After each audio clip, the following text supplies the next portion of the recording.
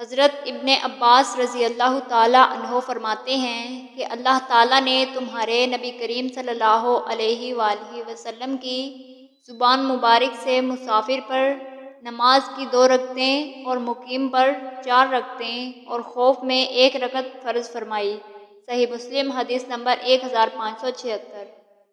حضرت انس بن مالک رضی اللہ تعالیٰ عنہ فرماتے ہیں کہ میں نے مدینہ منورہ میں رسول اللہ صلی اللہ علیہ وآلہ وسلم کے ساتھ ظہر کی 4 رکعتیں پڑھی اور میں نے آپ صلی اللہ علیہ وآلہ وسلم کے ساتھ ذوالحلیفہ میں عصر کی نماز کی 2 رکعتیں پڑھی۔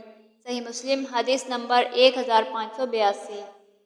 حضرت ثابت بن عبید رضی اللہ تعالیٰ عنہ فرماتے ہیں کہ جب ہم رسول اللہ صلی اللہ علیہ وآلہ وسلم کے پیچھے نماز پڑھتے تھے تو ہم آپ صلی اللہ علیہ وآلہ وسلم کے دائیں طرف کھڑے ہونے کو پسند کرتے تھے تاکہ آپ صلی اللہ علیہ وآلہ وسلم ہماری طرف رخ کر کے متوجہ ہوں۔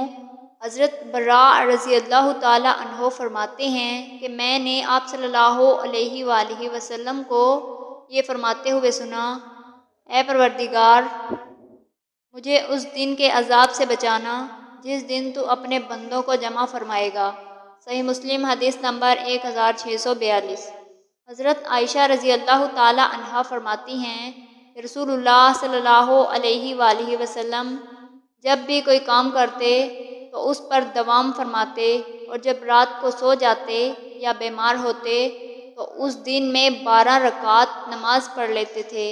حضرت عائشہ رضی اللہ تعالیٰ عنہا فرماتی ہیں میں نے نہیں دیکھا کہ آپ صلی اللہ علیہ وآلہ وسلم ساری رات بیدار رہے ہوں اور نہ ہی رمضان کے علاوہ پورا مہینہ روزے رکھے ہوں۔